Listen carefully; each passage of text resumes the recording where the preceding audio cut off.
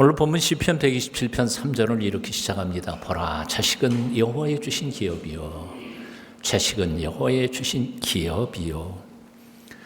기업이라는 단어를 사전에서 찾아보니까 이렇게 썼어요. 터가 되는 산업 또는 기틀이 되는 재산, 이게 기업이다, 그렇게 표현했습니다. 한마디로 말해서 자식들이 부모님이 돌아가신 후에도 붙잡고 일어설 수 있는 터가 되는 재산, 그게 기업이라는 거지.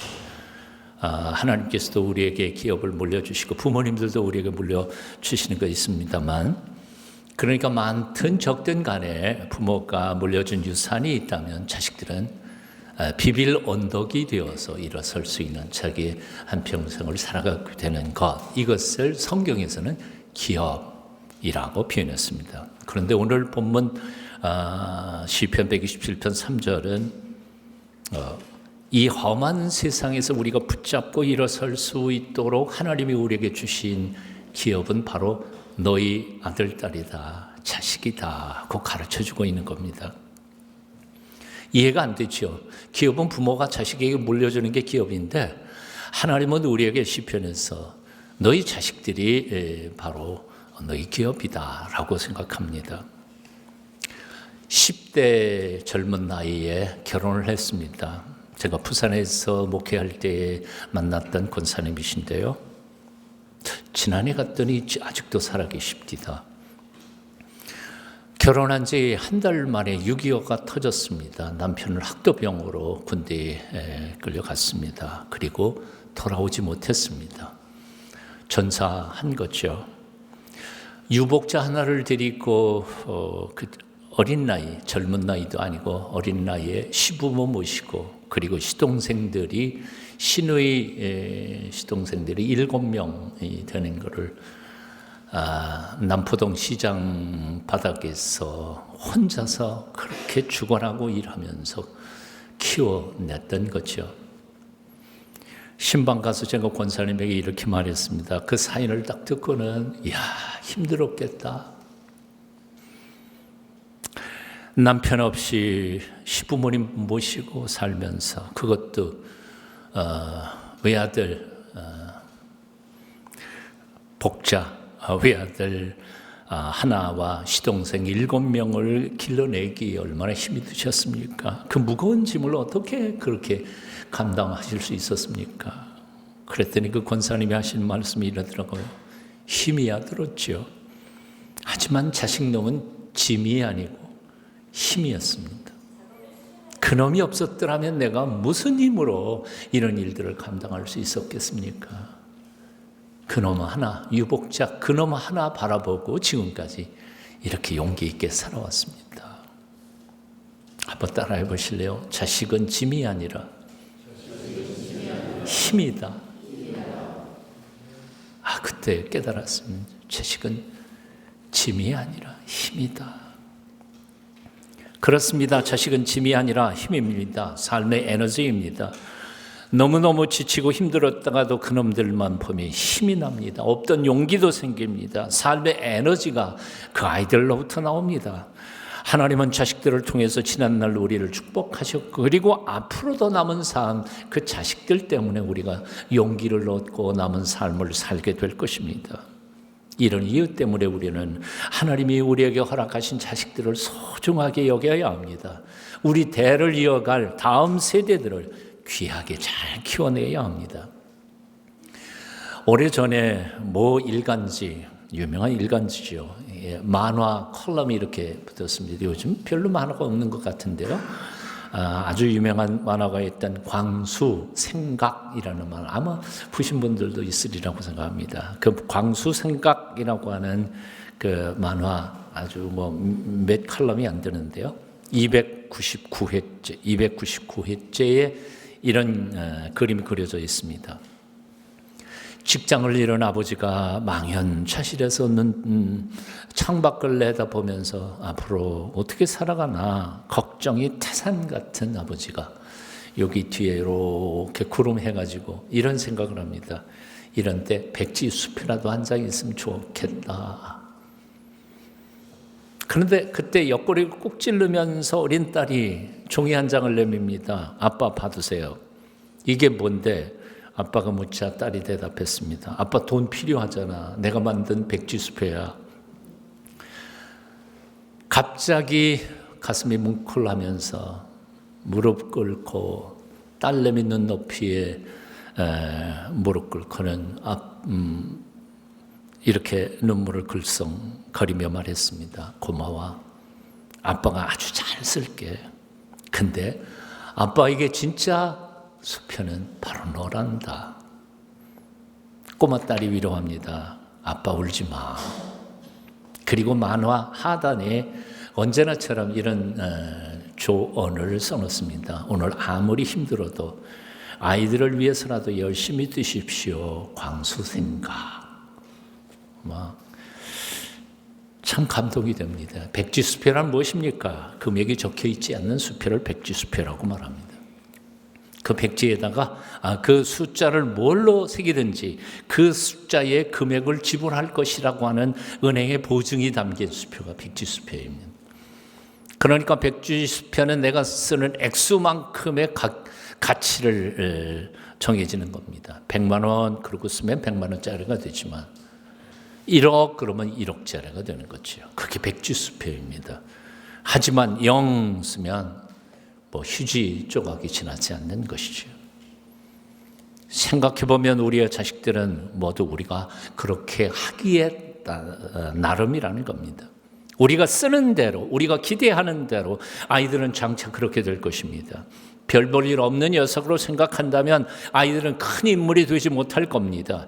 부모와 선생님들의 기대와 꿈만큼 그렇게 아이들은 큰 인물, 위대한 사람으로 자라게 될 것입니다. 이것이 바로 오늘 3절 자식은 여호와께서 주신 기업이요 라는 말씀의 뜻입니다. 그렇습니다. 자식은 하나님이 우리에게 주신 백지수표입니다. 다음 세대로 우리를 이어갈 아이들은 하나님께서 주신 백지수표, 잘 쓰면 영광과 기업과 상급이 되지만 잘못 X를 적어 놓으면 고통과 아픔과 애물단지가 되고 말 것입니다. 정직하게 이 어린이 주일날 우리 자신을 돌아봤으면 좋겠습니다. 부모 여러분, 이때까지 우리의 아이들을 나는 어떻게 가치를 매겨놓고 있었던가? 그들을 얼마짜리로 생각했습니까? 혹시 100원짜리 동전 한 개쯤으로 생각합니까? 아니면 1억이나 10억쯤 가치를 매길 수 없는 소중한 나의 보물로 생각하면서 살아오셨습니까? 백지수표인 아이들을 싸구려 취급하지 마십시오. 무한한 가치를 매기면서 마음껏 그들을 축복하십시오. 그게 내 자식놈이든 남의 자식놈이든 육으로 낳았든 영으로 낳았든 그들을 소중히 여기고 잘 키워내십시다. 하나님께서 우리에게 은총을 베풀어 주시고 그들을 통해 우리의 삶이 복될 줄로 믿습니다. 한번 따라해 보실래요? 자식은 짐이 아니라 힘이다. 자식은 하나님이 주신 백지수표다. 감사하고 소중히 여겨야 하겠습니다. 오늘 시편 127편 4절은 이렇게 말씀합니다. 젊은 자의 자식은 장사의 수중의 화살 같으니, 장사의 수중의 화살 같으니, 여기 활과 화살의 비유가 등장합니다.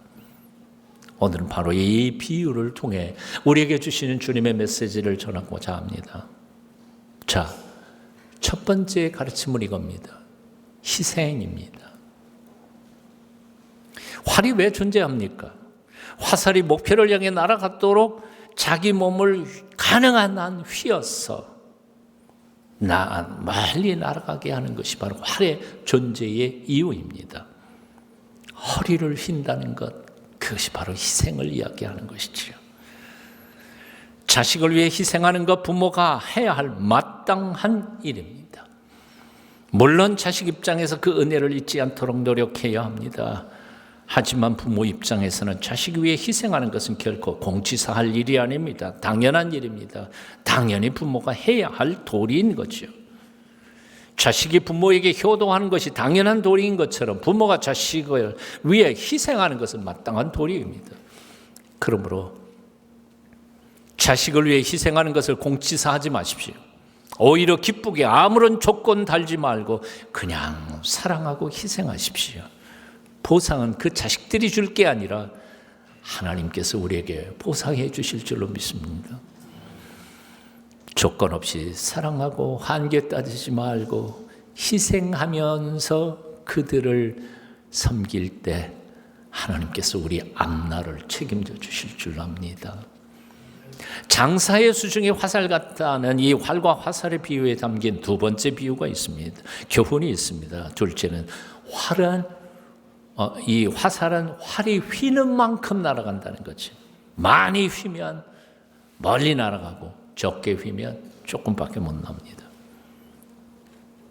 부모가 많이 희생하면 자식도 세상을 향해 더 멀리 힘차게 뻗어갈 것입니다. 하지만 부모가 조금 희생하면 그 자식놈도 조금 날다 말 것이지요. 부모의 희생을 따라 자식들은 멀리 힘차게 뻗어갈 것입니다. 오늘도 젊은 부모들은 이걸 자꾸 잊어버리는 것 같아요. 예전에 우리 부모님들은 자식을 위해서 다 뼈가 마르도록 희생했었으니까요. 사랑하는 부모 여러분, 그리고 아이들을 키우는 선생님 여러분, 아이들을 위해 최선을 다하십시오. 기쁘게 희생하고 온전히 사랑하십시오. 대가는 하나님이 지불하실 것입니다. 세 번째, 이 활과 화살의 비유에서 배우는 교훈이 있습니다. 부모에게 가장 큰 희생은 뭘까요? 돈 들인 걸까요? 삶을 들은 걸까요? 아니요. 이쯤 나이가 되고 나니까 부모에게 있어서 가장 큰 희생은 내 품에서 그 자식놈들을 세상으로 내보내는 겁니다. 떼어넣는 겁니다. 이것처럼 힘든 게 없어요. 이것처럼 힘든 게 없어. 마치 화살을 날려 보내기 위해 활이 존재하는 것과 같이 부모는 자식을 세상으로 내어 보내기 위하여 존재하는 것입니다. 그런데도 불구하고 많은 부모들이 자식을 끌어안고 함께 살려고 합니다. 내어 보내지 못합니다. 그것은 자식을 사랑하는 것이 아니라 과잉 보호하며 그들의 미래를 망치고 있는 것입니다. 우리 어른들은, 물론 우리 인간은 이 땅에서 영원히 살 수가 없습니다. 언젠가는 우리는 이 땅을 떠나게 되어 있습니다. 아이들은 우리 없이 세상 풍파 속에서 살아남아야만 할 존재들입니다. 그렇기 때문에 우리 아이들을 화초처럼 키워서는 안 됩니다. 험한 폭풍 몰아치는 세상에서 어떤 시련과 역경 속에서 이겨낼 수 있는 전사로, 전투인으로 키워내야 합니다. 성경은 이렇게 말씀합니다. 이러므로 사람이 그 부모를 떠나서 그 둘이 한 몸이 될지니라. 여기 한 몸이 되기 전에 전제 조건은 부모를 떠나는 겁니다. 부모를 떠나야 합니다. 자녀들은 부모를 떠나야 합니다. 재정적으로, 정신적으로 떠나야 합니다. 영적으로 떠나야 합니다. 떠나야 비로소 어른이 되는 것입니다. 부모 품에 있는 한, 부모의 도움을 받고 있는 한, 그 나이가 40이든 60이든 70이든 아직도 어른이라고 말할 수는 없는 겁니다. 사랑하는 여러분, 아이들을 품에서 떠나보내 주십시오. 죽을 쓰든 밥을 쓰든, 밥은 쓰는 게 아니죠. 밥을 하든 자기들 힘으로 살아갈 수 있도록 세상으로 내보내야 합니다. 나 없으면 아무것도 못할 것 같은 연약한 자식놈들 돌아보면서 내가 끝까지 돌봐줘야 된다고 생각하는 그 생각부터 버리십시오. 떠나보낼 때 나보다 능력 많으신 창조주 하나님이 그들의 참된 아버지가 되셔서 그들의 앞길을 책임져 주실 줄로 믿습니다. 하나님 아버지가 우리 인간 아버지보다 훨씬 더 뛰어나신 분 아닙니까? 전능하신 손에 여러분의 아이들을 맡겨드리십시오. 하나님께서 책임져 주실 것입니다. 네 번째 교훈이 있습니다. 자식들이 내 품에 있을 때에 방향을 잡아줘야 한다는 겁니다. 화살은 활이 휘어지는 방향을 따라 날아가게 되어 있습니다. 다시 말하면 활 시위를 떠난 화살의 방향은 이미 가는 방향이 결정되어 있다는 겁니다. 시위를 떠난 화살은 방향을 바꿀 수가 없습니다. 그래서 화살이 올바른 목표 지점을 향해 날아가도록 방향을 잡아주는 것은 내 품 안에 있을 때뿐입니다. 화살은 목표를 향해 날아가야 하는데 때로는 잘못 쏘면 엉뚱한 사람을 희생하게 만듭니다. 그렇게 자식을 잘못 키우면 세상을 향하여 뻗어나가야 하는 것이 아니라 이 화살이 되돌아와서 부모의 가슴에 박히는 아픔의 화살이 되기도 합니다. 이런 이유 때문에 자녀들이 품 안에 있을 때 삶의 올바른 방향을 잡아주어야 합니다. 마땅히 살아가야 할 삶의 방향을 똑바로 가르쳐야 합니다. 그렇지 않으면 아이들은 세상을 향해 뻗어나가는 것이 아니라 내 품으로 다시 돌아와서 내 가슴에 박히는 고통의 화살이 되고 말 것입니다. 한국에서 성공한 부부가 있었습니다.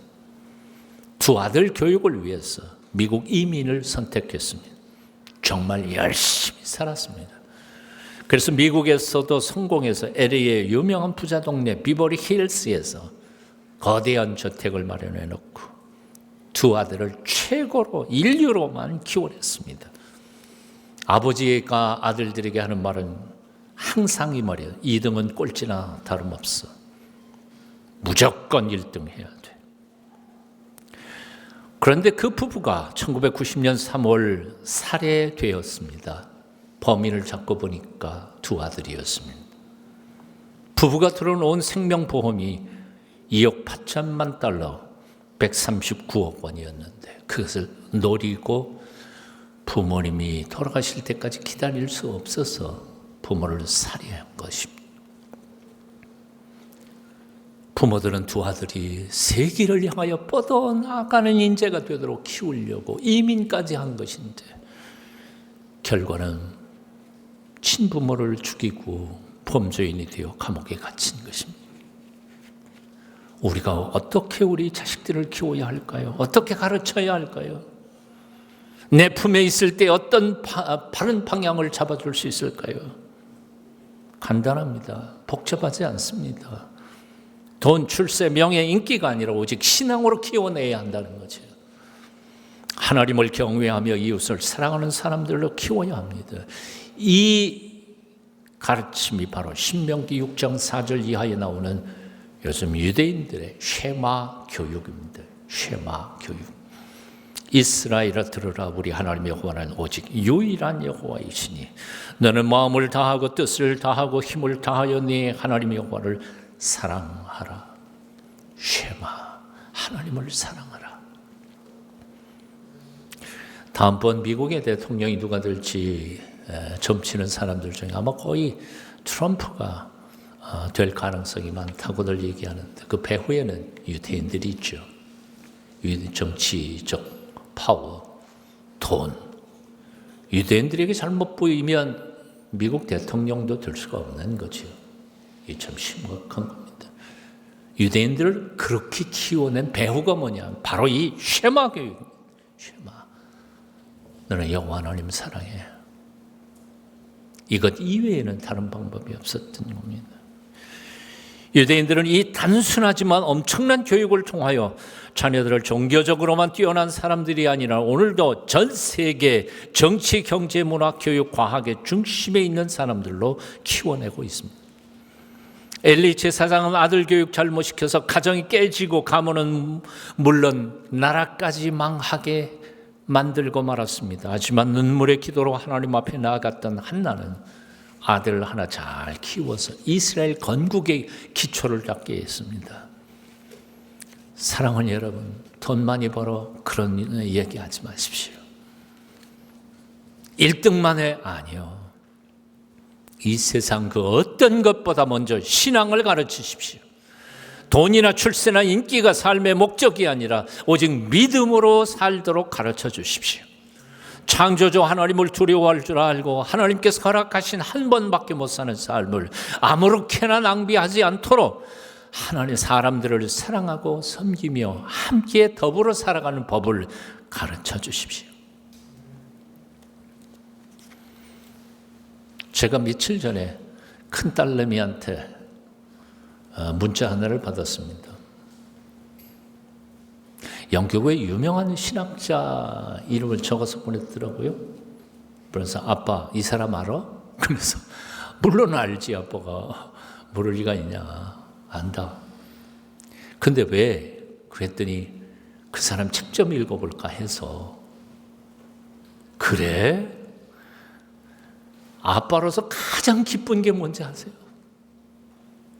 신앙에 관심이 가져서 그 신학자 책이 굉장히 어렵고 까다로운 겁니다. 지 남편이 의사라고, 아빠, 근데 이 사람이 의사였었는데 목사가 되고 교수가 되어서 이 책들을 썼대. 그 얘기를 적어와서 이놈이 깊이 공부하고 있구나. 얼마나 감사한지 몰라요. 신학에 관심을 가지고 나도 읽기에는 조금 까다롭고 어려웠던 책들을 지금 지가 뭐 신학교 가는 것도 아니고 애기 엄마인데 열심히 읽어가겠다고 아파트에 보낸 걸 보면서 하나님 감사합니다. 하나님 감사합니다. 우리는 끊임없이 아이들 하나님을 사랑하면서 섬기도록 가르치긴 하지만 우리 힘으로 될까요? 불가능해요. 예수 잘 믿어 아무리 소리쳐도 안 돼요. 그래서 우리가 해야 할 두 번째 일이 문관이 그 아이들을 위해 중보 기도하는 것밖에 없습니다. 하나님, 우리는 못해요. 하지만 하나님이 도와주셔야 해요. 인생의 주인이신 하나님 앞에 우리 아이들을 맡기는 기도밖에는 없습니다. 매 순간 그들 앞에서 우리 자신이 먼저 그렇게 사는 본을 보이는 것밖에는 할 게 없습니다. 내가 기도하는 모습을 보면서 아이들이 기도를 배울 것입니다. 내가 고난 중에도 감사하고 기뻐하는 모습으로 살아갈 때 아이들도 고난 중에 감사하고 기뻐하는 삶을 살게 될 것입니다. 내가 내 가슴에 못 박은 사람들을 사랑해 보려고 용서해 보려고 몸부림치면서 살아갈 때 내 아이들은 바로 십자가에 못 박히신 예수 그리스도를 바라보며 그 사랑을 깨닫게 될 것입니다. 다시 말씀합니다. 무엇보다 신앙을 가르치십시오. 하나님 경외하고 사랑하도록 가르치십시오. 말씀을 가르치고 사랑으로 가르치고 삶으로 가르치십시오. 나머지는 하나님이 몽땅 책임져 주실 것입니다. 혹시 오늘 말씀을 들으시면서 난 아직 결혼 안 했는데, 난 결혼했는데도 아직 자녀가 없는데, 내 자식은 벌써 훌쩍 커가지고 나가버렸는데 나하고 상관이 없다 생각하시는 분이 혹 있으십니까? 그런 분들에게 말씀을 드립니다. 첫째, 결혼 안 한 사람들은 결혼부터 하십시오. 결혼했는데 아직도 하나님이 자식을 주시지 않으시면 한나처럼 달라고 기도하십시오. 하나님의 특별한 다른 계획이 없는 한 하나님께서는 자식들을 주실 것이라고 생각합니다. 하지만 둘째, 만일 하나님의 특별한 계획으로 자녀를 주시지 않으신다면 입양도 생각해 볼 필요가 있습니다. 사실 한국 문화에서는 입양이 쉽지는 않지만 적어도 우리 기독교인들에게 있어서는 입양은 소중한 하나님의 소명일 수도 있습니다. 제가 아는 많은 사람들, 귀한 사람들이 귀하게 길러진 가정에서 하나님 앞에 쓰인 일꾼들로 컸습니다. 동숲교회 권사인 윤석화 권사, 남매를 길렀습니다. 입양한 아이들입니다. 얼마나 잘 키웠는지 모릅니다. 홍콩에서 살 때 그 꼬마 아이들 아주 어렸을 때부터 제가 다 압니다. 누나가 일찍이었고 동생이었고, 그런데 둘 다 지금 영국에서 아주 훌륭하게 잘 크고 있어요. 여러분 소식에서 들었지만 윤석화 권사 지금 질병 때문에 고통을 당하고 있죠. 암으로. 그런데 영국으로 돌아가야 되는데 그 딸내미가 엄마 아픈데 내가 왜 영국으로 가? 나는 엄마 지킬 거야 끝까지. 그래서 지금 병든 몸을 옆에서 고안하고 돕고 있는 아이가 그 딸내미예요. 얼마나 이쁜지 몰라요. 성서학당에서 패널로 같이 했던 친구가 박요한이라고 하는 친구가 있습니다. 지금 아마 새롭게 하소서 진행도 맡고 프로그램 몇 개를 맡고 있는 박요한 목사. 어느 날 갑자기 저한테 그럽니다. 목사님, 저도 몰랐어요. 내가 입양된 아이였는지. 집에서 튀어나와서 방황하다가 나를 키워주신 아버지, 어머니 그 사랑 앞에 엎드리고 나니까 하나님의 계획이 보이더라고요. 그래서 그 친구가 그때 책을 한 권 썼죠. 요한의 고백. 아마 시중에 있을 겁니다. 몸이 아닌 가슴으로 낳은 아이들을 통해서도 하나님은 오늘날 넘치는 기적을 행하고 있음을 여러분들 우리는 알아야 합니다. 세 번째로 믿음의 자녀들을 많이 낳으십시오. 사도 바울이 디모데를 낳았듯이 지난 2000년 교회 역사는 피가 한 방울도 섞이지 않았으면서도 오직 예수님의 피로 맺어진 수많은 믿음의 부모와 자녀들을 통해서 거룩한 기적의 일꾼들 많이 나타났습니다. 왜 몸으로 낳은 자식만이 내 자식이라고 생각하십니까?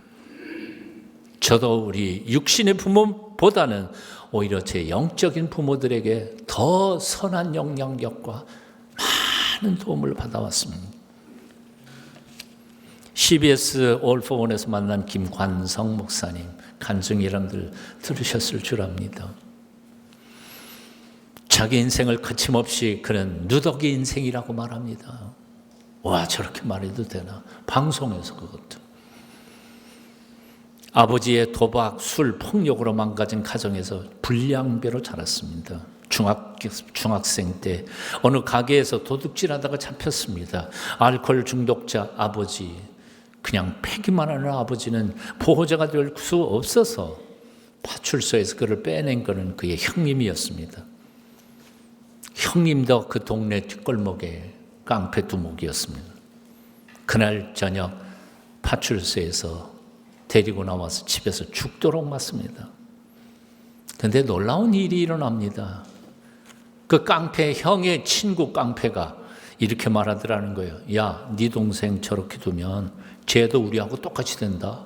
걔 교회나 보내. 그 다음 다가오는 토요일 날 주머니에서 헌금을 꺼내서 이렇게 딱 주면서 너 오늘부터 교회 열심히 다니지 않으면 이 형한테 맞아 죽을 줄 알아. 교회 가면 헌금을 내야 된다고 그러더라. 헌금 내가 내 평생 책임질 테니까 너 교회 가. 그래서 그 다음 날부터 교회 나가기 시작해서 맞아 죽지 않으려고 교회 나갔다가 교회 학교 예쁜 선생님, 여선생님을 만났는데 엄마처럼 살펴주는 그 선생님 때문에 오늘날의 목사가 됐다는 거죠. 유튜브를 보십시오. 그 제목들이 누더기가 된 인생의 은혜를 담으시는 하나님, 누더기 같은 인생도 하나님은 쓰신다. 이런 제목들이 김관성 목사의 간증들이 실려 있습니다. 보라, 자식은 여호와의 주신 기업이요.